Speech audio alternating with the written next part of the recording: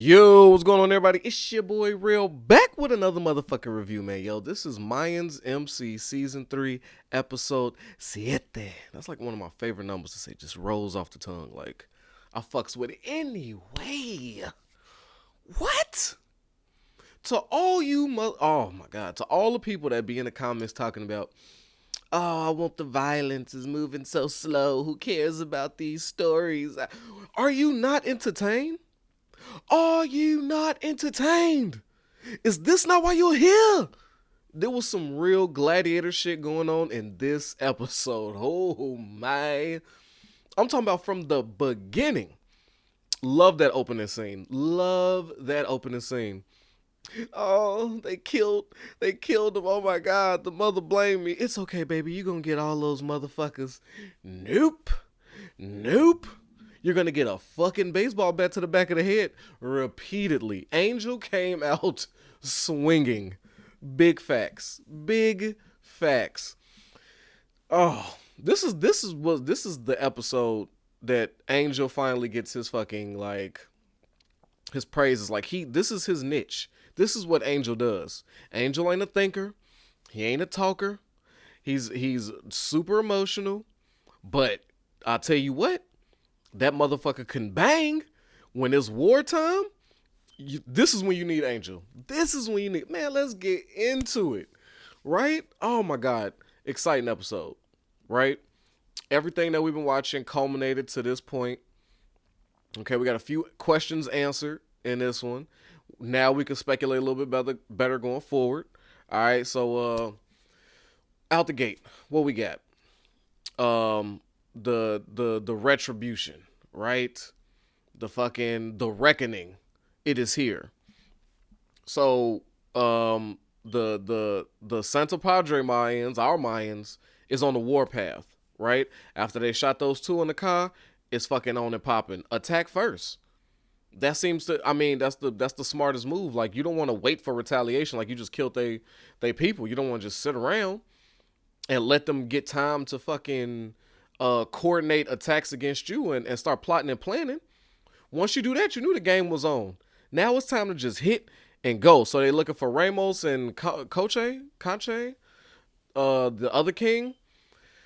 Oh, so they figured they knock the heads off those snakes, the body will fall, and they're more than likely correct, right?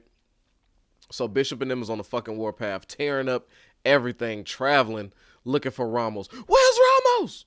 Where's Ramos? Baseball bats getting fully fucking utilized. Like, it is MLB sluggers right now.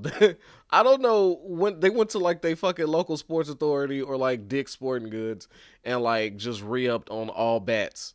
Nice wooden ones too. Those are like fucking legit bats. None of that aluminum bullshit. Them boys had solid wooden bats. So I did appreciate that. Um Now the real this ain't really like a too in deep episode for me to talk about. It's just like my appreciation for the violence, really, and where we think the story is gonna head. So let's fast forward straight to the fucking hotel. Like, the hotel is where everything is about to go down. So this seems to be like the base of operations for the Mayans, right? Because you don't want to go home. Clearly, it's wartime. You remember like in fucking Godfather, where when it's wartime, or The Wire, you know what I'm saying? When it's wartime, y'all all link up in one place, and you go straight to the mats on the floor. Like, it's war. Like, you separate yourself from family. This is where we live. This is where we eat. This is our base of operation, because you don't want to bring no violence to anybody outside of your own squad. So they was linking up with I forgot the patch. It wasn't Stockton, right? I forgot what patch of Mayans that they actually went to war with. I was looking for the name on Oakland. It was the Oakland Mayans, right? That they was trying to link up with the dude Diaz.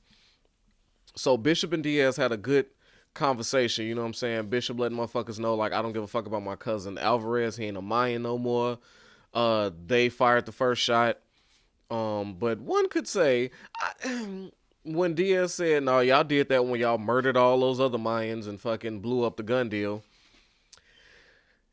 We understand, but it was kind of, this was the only chance, and they really didn't fire that first shot. You know what I'm saying? They weren't ecstatic with them back in season 2 with that casino shit. Um, but yeah, Bishop is 100% correct. I'm not mad at any of Bishop's moves right now, and I often question like his leadership, like the apparently the move for the, you remember like they had to get the bridge over Paraguay, that fucking drug, and everybody thought it was a bad idea. Bishop has always, he was a little irrational, so I couldn't really fuck with him in his decision making as a leader. But I gotta say, I am fully with all these moves he's making. I don't give a fuck. You shot one of mines. You put the green light on one of mines. Now you got to go. Now, and he prefer to not drop a bunch of Mayans because they are brothers, like you said. Like, how many more Mayans got to? Diaz said, how many Mayans got to die before your realization of this supreme club comes? Right now, Bishop has said it. He said, "Fuck this king shit. I want to be." There needs to be one king or a company with a board of directors, right? So now we see the exact path Bishop is going down. He not looking for some totalitarianism type shit, right? He's not a dictator. He's looking to just make it into a business. You got the president, vice president, and the boards and different chairmen, kind of like the Suns ran it, right? But okay, so that's what he wants to bring to. He wants to bring the Mayans up. We found out that Diaz and Alvarez were the two that started the club because the Mayans wouldn't let them in. All that racist shit we remember back when. What's the guy name who fucking committed suicide when he found out it was some black in his family? That was some rough shit. Right, watching those, I was like, God damn, sons. But so Mayans is the direct descendant of not being able to be a part of any biker club, Sons exclusively apparently, because they were of Latino descent, so they did their own thing. And now Bishop is ready to take it a step further, so they are a full force. And he also revealed, fuck Galindo. He has always kind of been fuck Galindo, but he's like, dude, we're just, so you see that Bishop now has like a plan to get from under the cartel reign and go to full outlawing, right? He doesn't want to be partners with Galindo, obviously. And I wouldn't want to partner with Galindo, especially with his shit. And thank God this episode had no Emily, no Miguel storyline. They weren't really fucking about on this one, right? This one was all action, all Mayans. I like that. I like that. Um, so he reveals those plans to Diaz, and then Diaz and his partner decides to have a meth party. Now, as I'm watching, I'm already knowing these dudes is sketchy, right? They smoking meth, they kicking it. I didn't like that energy, right? I didn't like the energy they was giving off in that room. I knew what was gonna culminate. But before we go there, right? I need to talk to y'all about Easy. Who when did Easy Socrates? When did he become this fucking philosopher with the? So him and Gabby finally fuck, right? They finally get down and dirty, and their union is becoming tighter, right? They looking like little fucking high school kids. I'm like, ugh. All is, no, you get off the phone. No, you get off the phone. Like, no, you the ooh, ooh. Did I hear that somebody said they love me? They gotta run away to talk to each other on the phone. Okay, it's cute. We get it. Puppy love. Even though they grown ass adults, whatever. You gotta appreciate it. I love love. I love love. So don't let me shit on the love parade. But bruh, so my man gets some ass, and all of a sudden he's like Isocrates. Like, Easy was like the motherfucker from the first verse of like Wu Tang's Triumph. I was just expecting him to go abomatomically dropping these philosophies and hypotheses. I was like, yo, Easy, what that conversation with Steve, my boy Steve, he talking about, Steve just asked him like, is this why you want to join? After he just shared this shit with Easy, he's like, cerebrally. I'm like, cerebrally? Like, what the why the fuck are you, why are you word flexing on Steve? Like, what? But we get to, I was scared. I'm not gonna lie to you. Thank God Steve made it out of this one. Cause when Steve was given, you watch movies or shows where people finally open up. It's like, man, the like the faraway characters, they finally come out like, yeah, man, I always wanted this. I love this shit, you know what I'm saying? So many bad things have happened to me. They made me punchlines. I like the way those people that open up like that often end up dead. So I was sitting here like, oh my god, Steve has a fucking line in this show longer than fucking 20 seconds. I was like, oh god, please don't let Steve die in this episode. Oh god, no. As soon as Steve opened his mouth, I was so worried. I was like, oh Jesus, don't take Steven from me. Don't do it. Don't do it. But Steve held his own, right? Now let's get to the brawl. So obviously you can't trust two meth heads. I mean, come on. So they pull up. Ramos and his gang pulls up in droves. I'm talking about vans, motorcycles. Them motherfuckers wasn't playing. Ramos moved like a goddamn SEAL team when they pulled up to that parking lot.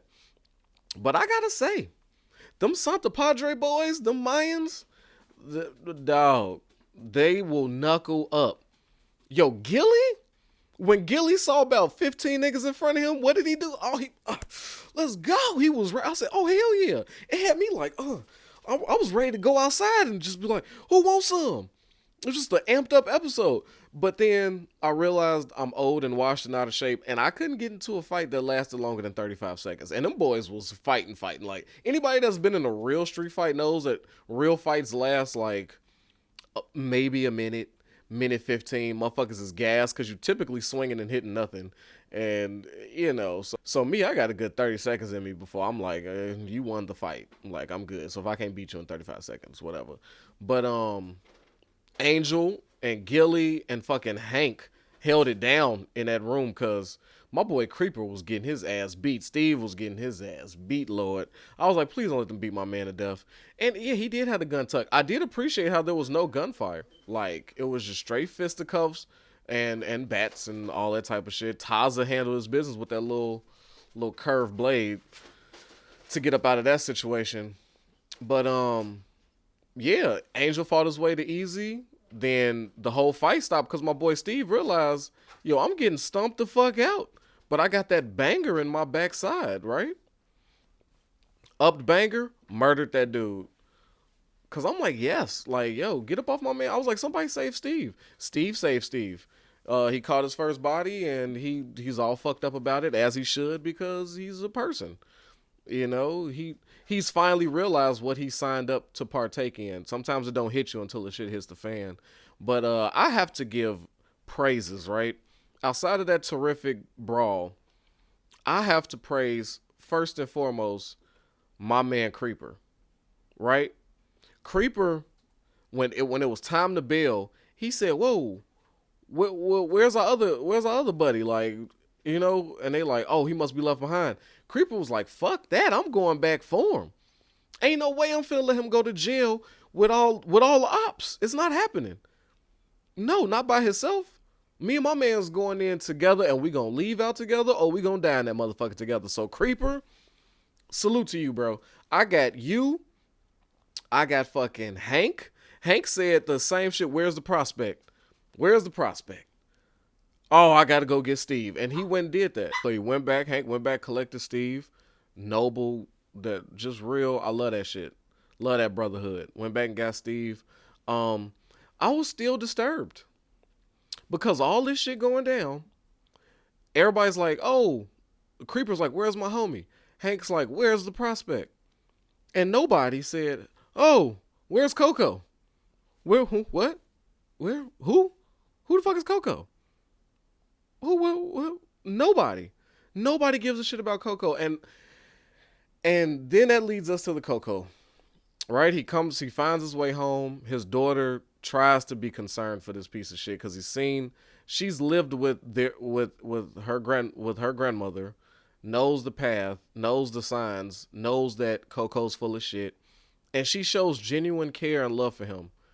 You know what I'm saying? And Coco in his fiend out heroin ass just disregarded it, and he felt like shit. And I was hoping, like, when she left out and said, "I hope you OD," I was hoping when he sat there and was like, "Fuck, man, fuck." I was hoping that was his wake up call. Like, damn, man, I'm really hurting the last of the people that really give a shit about me because the MC hasn't called me. Nobody gives a shit about me. So let me call my drugged out girlfriend. Have her bring the drugs through. Right? Let me go to the people I now love. or I don't even give a fuck about her really, is this heroine. He did a whole I need you here, and she realized like I did. Like, nigga, you ain't talking about her. You talking about that H, right? And, fast forward, man. With Coco, do we think he OD'd? That was the cliffhanger at the end. Did Coco die? Oh, man. This is the only real hot take I got. And I'm going to go out on a limb. I'm going to say, hot take, that Coco is dead. Yes. I think that by allowing Steve to talk, right, have more lines, I feel like they were preparing Steve and him catching the body to take up the mantle. And he is, they replaced Coco with Steve. I think Coco's gone. For real. I could be wrong, but I mean, that's what a hot take is. You know what I'm saying? And you motherfucker, that's what I want to know. Put your bets in. Is Coco dead? Or is he coming back, hospitalized, wake up call? Right? I'm going with dead. I'm going with they wiped him out. Because, I mean, everything this show has shown me, there's one thing consistent. Nobody gives a fuck about Coco. During wartime, brawls, all this shit, traveling as a team, nobody gives a fuck about Coco. So they led me to believe that Coco's gone. And so that was a cliffhanger at that. But I mean, what do I think about the Mayans going forward? Shit. Oh, Easy's plan. Can somebody in the comments remind me like why this cop or this dirty detective from that town owed Easy a favor or was under his thumb for some reason, that he was able to set up Ramos, which was good. Kill shot. Easy was on point. He took care of that. But now it's on to the next one. Right? Ramos falls. I think the Mayans got to deal with Alvarez the very next episode, because Alvarez is going to find out that Ramos is dead and that Bishop ain't fucking around. You know what I'm saying? And Diaz is going to run back and tell whoever's going to listen, if he's alive, because he took multiple fucking headshots from a headbutt. And I did not see him outside cuffed up, so I don't know. But one down, one to go, and then you still got Alvarez to deal with. I think the next episode is going to be heavy on Miguel and the other cartel. Alvarez is going to be a lot in this one, in the next one, I believe. And I think Bishop is going to stay on the warpath, and we're going to see a fallout either between him and Alvarez, him and Galindo, something's a fallout. But excellent episode. And I know I promised you guys some more Mayans talk. Your boy been going through a lot with his car and some other bullshit, but that's no excuse, right? After this one, I assure you, be on the lookout later today, right? Me and Hulu have some issues. We'll talk about all this extra shit in the overtime part of Mayans for the people who wanted more Mayans talk from me. We'll get into some more stuff. We'll let the comments circle around. We'll talk about some theories, some hot takes. We'll do all that. So stay tuned. So this is just the first part today, the regular review. And I got more for you later on, but goddamn good action-packed episode. I enjoyed it. And I fuck with y'all, man. I love y'all. This Mayans family we built, it fills my spirit. I love it. It just, I look forward to it every week. I'm gonna be so sad when the season finale come. But I got something up the sleeve. You know what I'm saying? But yeah, man, like always, protect your health, yourself, your wealth. You know what I'm saying? Look out for your family, man. Be careful out here, man. All these fucking mass shootings and shit. And just, I mean, like, back to back to back. Like, keep your eyes open. Keep your head on the fucking swivel when you out there in public, all right? I need y'all safe, man. Who else am I going to talk Mayans with if y'all hurt? Right? All right, until next week, man. Well, or later today. Whenever I hear from you. Peace.